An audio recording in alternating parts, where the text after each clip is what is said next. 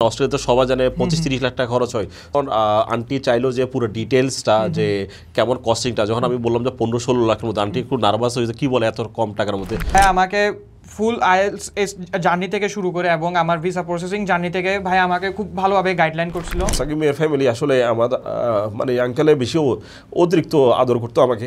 So এটা আসলে আমি কখনো এজেন্সি হিসেবে দেখি নাই ওদেরকে। দেখার মতো অনেকগুলো লাক্সারিয়াস এজেন্সি আছে যেগুলো আমরা অনেক সময় ফেসবুক মার্কেটিংস বা অ্যাডভার্টাইজের মধ্যে দেখি, বাট ওইরকম পশনেস বা হচ্ছে লাক্সারি দেখে আমরা যাতে মানে কোনো এজেন্সি চুজ না করি। আমাদের এজেন্সিরা চাই কি বেশি দামি ইউনিভার্সিটি দিলে আমরা কমিশন বেশি পাবো, ঠিক আছে। তো বড় বড় এজেন্সিরা ওদের যে মেনটেনেন্স কস্ট, ওদের যে রেন্ট কস্ট, কারণ এখানে তো বাংলাদেশের বেশিরভাগ এজেন্সির নিজস্ব অফিস নাই, সব ভাড়া। পুরো বাংলাদেশে টপ 5টা এজেন্সির মধ্যে আমরা একটা। আমরা যে তোমার কম টাকা টিউশন ফি ম্যানেজ করে দিচ্ছি, সো এটার মানটা কেমন ছিল? এটা কি তুমি কি মানটা কি লো পাইছো নাকি খুব ভালো পাইছো? খুবই অসাধারণ একটা ক্যাম্পাস, অ্যান্ড এটার ব্রাঞ্চ শুধু আপনার ব্রিসবেনের মধ্যে না, এডিলেডের মধ্যেও আছে। তো কম টিউশন ফি মানে এমন না যে মানে ভাই মানে ওইটাকে মানে লোয়ার করে দেখা হচ্ছে, ওইরকম কিছুই না, বাট কম টাকা বলতে টিউশন ফিসটা কম, অ্যাজ এটা পাবলিক ইউনিভার্সিটি, এটা বুঝতে হবে পাবলিক ইউনিভার্সিটি।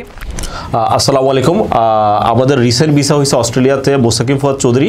আমরা ওর থেকে ওর পুরো জার্নিটা শুনবো। সো মোস্তাকিম, ফার্স্টটা হচ্ছে তোমার একাডেমিক কোয়ালিফিকেশন কি ছিল, কোন স্কুল কোন কলেজ, যেমন আইএলস, অ্যান্ড দেন তোমার জার্নিটা যদি আমাদের সাথে একটু শেয়ার করো। জি, আমি মোস্তাকিম ফুয়াদ চৌধুরী। আমি 2024 সালেই এইচএসসি দিয়েছিলাম এবং 2022-এ হচ্ছে আমার এসএসসি ছিল। আমি এসএসসি দিয়েছিলাম সেন্ট প্লাসিড স্কুল থেকে, অ্যান্ড এইচএসসি ছিল আমার ক্যান্টনমেন্ট পাবলিক কলেজ থেকে, অ্যান্ড বোথ রেজাল্টে একাডেমিক ছিল আমার জিপিএ 5, অ্যান্ড আমি আইএলস দিয়েছিলাম ভাইয়াদের গাইডলাইন দিয়ে সার পেয়ে। আমি যে আইএলস দিয়েছিলাম ওইটা দিয়েছিলাম আমি 2025 সালের ফেব্রুয়ারিতেই। ভাইয়া আমাকে ফুল আইএলস জার্নি থেকে শুরু করে এবং আমার ভিসা প্রসেসিং জার্নি থেকে ভাইয়া আমাকে খুব ভালোভাবে গাইডলাইন করছিল। অ্যান্ড বলতে গেলে আমার ফার্স্ট জার্নি যেটা ছিল ওইটা ছিল আইএলসের মাধ্যমে ভাইয়ের সাথে পরামর্শ নেওয়া।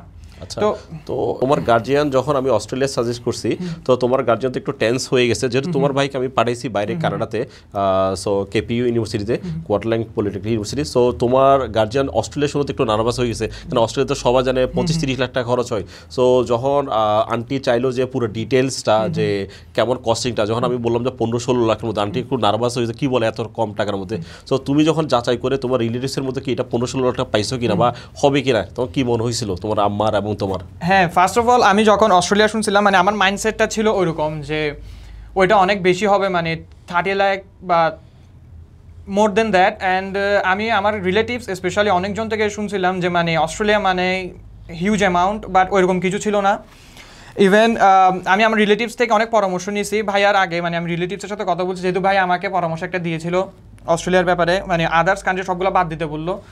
রিলেটিভস থেকে পরামর্শ নিয়ে যা বুঝলাম, ওরা আমাকে সব কান্ট্রি মানে সব ইউনিভার্সিটির কথা বলছে, মানে বলার পর ওরা বলছে এগুলোর অ্যারাউন্ড কস্ট মানে 50 লাখ ক্রস করবে, মানে সবগুলো অনেক হ্যাজেল হবে, অনেক কিছু বলছে। পরবর্তীতে আমি ভাইয়ের সাথে আবার কথা বলি, মানে ভাইয়া আমাকে এরকম রিলেটিভস এভাবে বলছে, বাট আপনার কি মতামত জানতে যখন চাই, তখন ভাই আমাকে বলে আমি একটা ইউনিভার্সিটি, আমি একটা না অনেকগুলো ইউনিভার্সিটি দিয়েছিল ভাই আমাকে, প্রায় 10-12টার মতো, এবং ওইটার সবগুলো ইউনিভার্সিটির কস্টও আমার আম্মুকে ভাইয়া দেখিয়েছিল। এবং ওই মানে সবাই সারপ্রাইজ ছিলাম যে মানে সবাই বললো অনেক অনেক টাকা খরচ হয়, বাট দেখলাম আসলে মানে 15-16 লাখের মধ্যেই যে অস্ট্রেলিয়া যাওয়া যায়, এটা আসলেই তখন আমরা বুঝি নাই। বাট ভাইয়া আসলে বলতেছে কিনা পরে যখন আমরা ভাইয়া দেয়া ইউনিভার্সিটিগুলো চেক করলাম, মানে ওদের রিভিউ দেখলাম, ওদের পেজ মানে ওদের ওয়েবসাইট দেখলাম, তখনই বুঝতে পারলাম যে অ্যাকচুয়ালি যে অস্ট্রেলিয়ার মধ্যে 15-16 লাখের মধ্যেও যাওয়া যায়।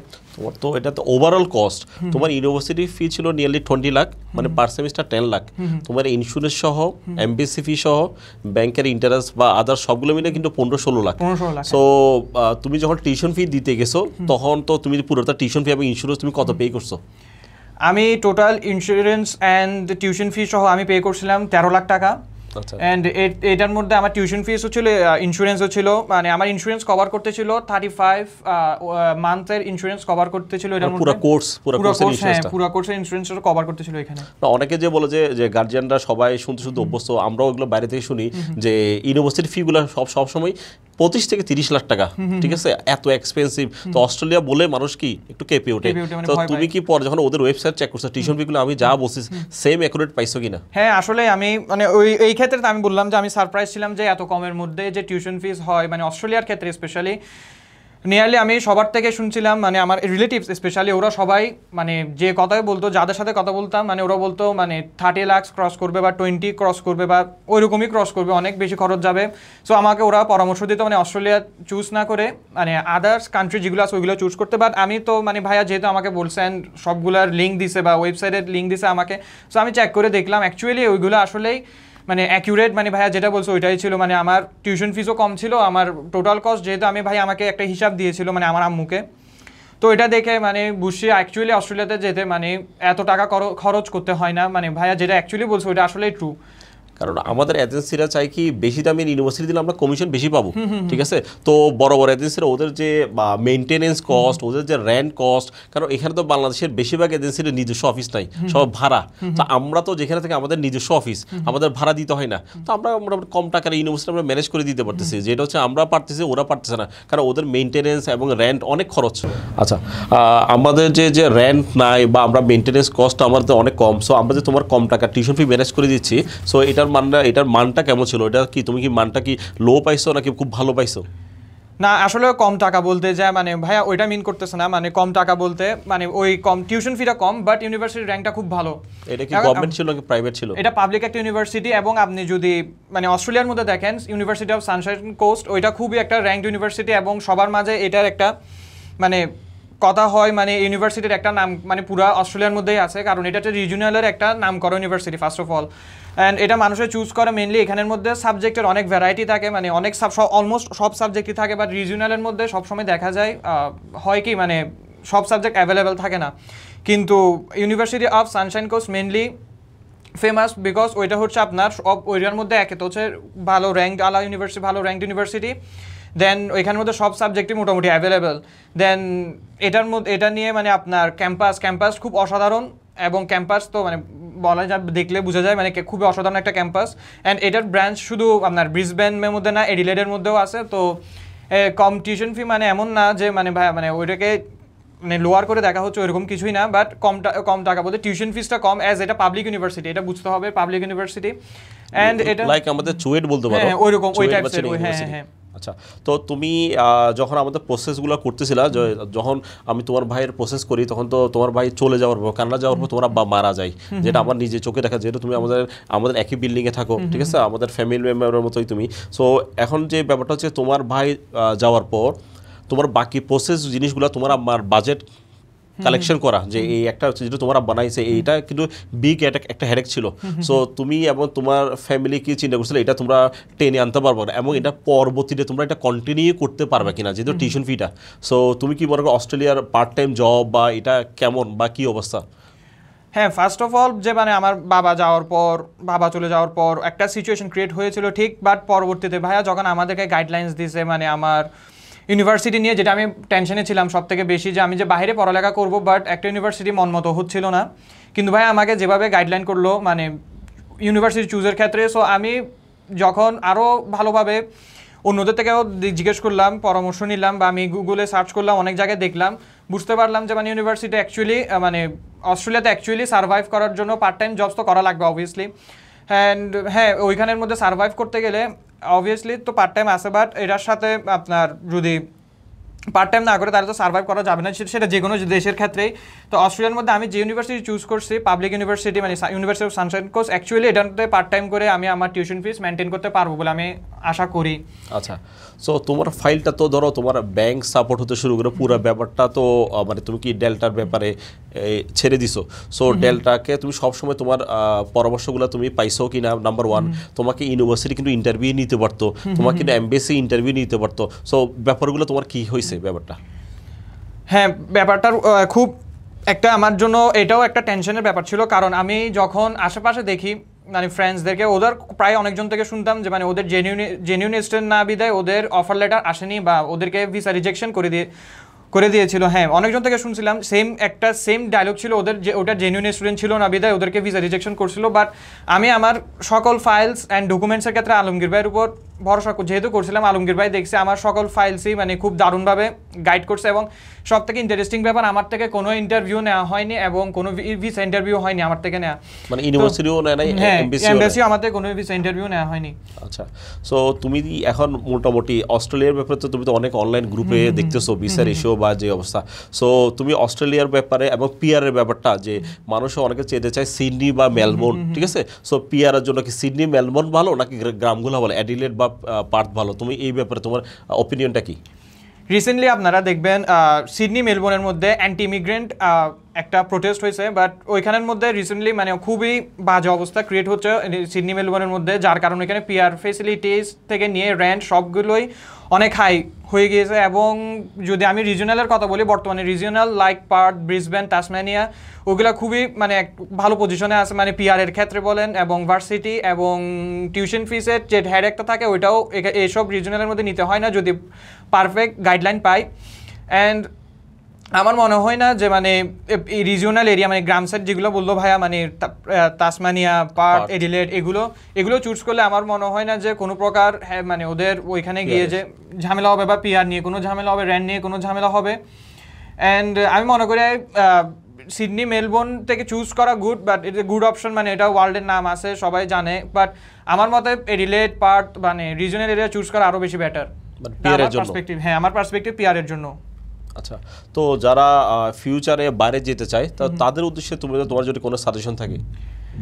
ফিউচারে যারা বাইরে যেতে চায় আমি তাদের উদ্দেশ্যে একটা কথা বলবো, আমি আমার আইএলস এবং সমগ্র কিছু নিয়ে আমি খুব নার্ভাস ছিলাম, টেনশনে ছিলাম যে হবে কি হবে না, এবং এটা নিয়ে খুব টেনশনে ছিলাম, বলার বাইরে টেনশন ছিল এটা। এবং ভাইয়াদের টিমের সাপোর্ট, ভাইয়াদের গাইডলাইন্স সবগুলো মিলাই বলতে গেলে আমার জন্য, স্পেশালি আমার জন্য খুব ভালোভাবে আমাকে মানে সাহায্য করছে। আমার 3 মাসের মধ্যে যে ভিসাটা হয়েছে মানে এটা বলার বাইরে, এটা আমি দেখি না, খুব কমই হয়, মানে 3 মাসের মধ্যে ভিসা। ভাইয়া যেভাবে আমাকে গাইডলাইন করে গেছে একদম ফার্স্ট থেকে, মানে আইএলস দেওয়া থেকে শুরু করে একদম ভিসা হওয়া পর্যন্ত, এটা অ্যাকচুয়ালি ইমপ্রেসিভ।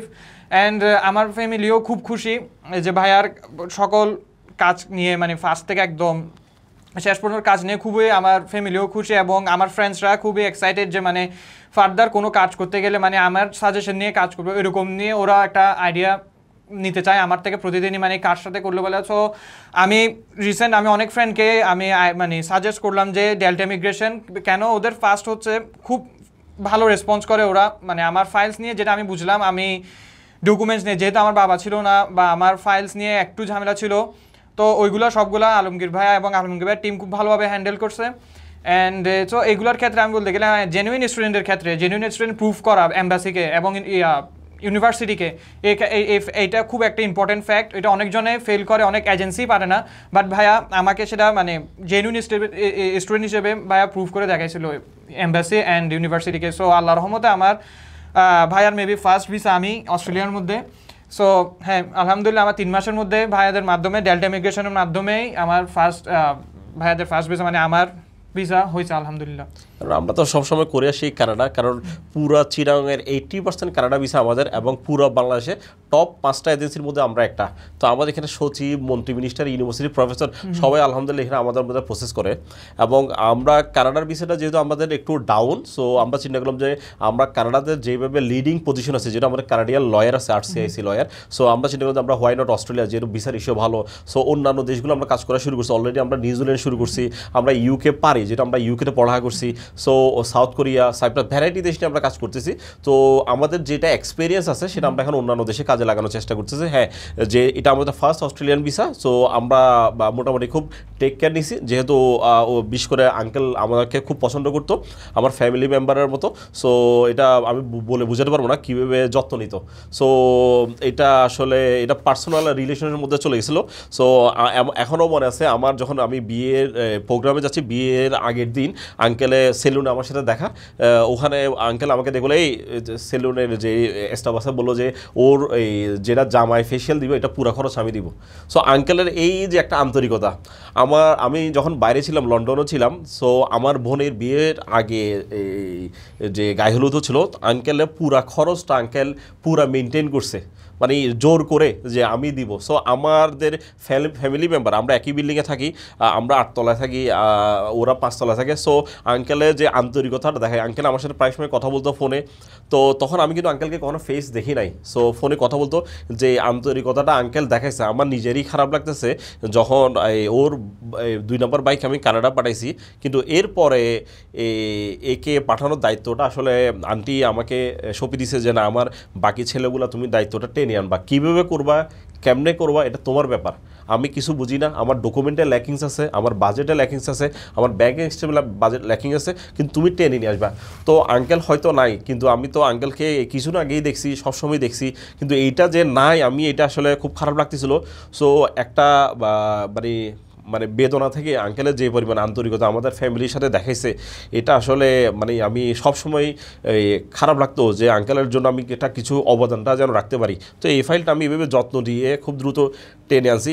সো আঙ্কেলের ব্যাপারটা আসলে বলে বুঝাতে পারবো না।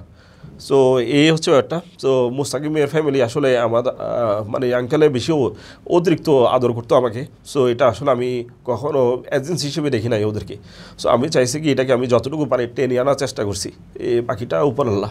নতুনদের উদ্দেশ্যে সাজেশন থাকবে যে মানে যে অন্যান্য বাংলাদেশে তো এজেন্সির অভাব নেই, অনেকগুলো এজেন্সি আছে, মানে দেখার মতো অনেকগুলো লাক্সারিয়াস এজেন্সি আছে যেগুলো আমরা অনেক সময় ফেসবুক মার্কেটিংস বা অ্যাডভার্টাইজের মধ্যে দেখি, বাট ওইরকম পশনেস বা হচ্ছে লাক্সারি দেখে আমরা যাতে মানে কোনো এজেন্সি চুজ না করি, কারণ আমাদের মাথায় রাখতে হবে ওদের প্রিভিয়াস রেকর্ড বা ওদের প্রিভিয়াস হিস্টোরি, ওরা কয়টা ভিসা রেশিও বা সাকসেস আছে, ওইরকম সাকসেস রেট কয়টা আমাদের দেখা উচিত, ওরা কয়জনকে অ্যাকচুয়ালি মানে বাইরের দেশে পাঠাতে পারছে ওইটা আমাদের আসলে দেখা উচিত।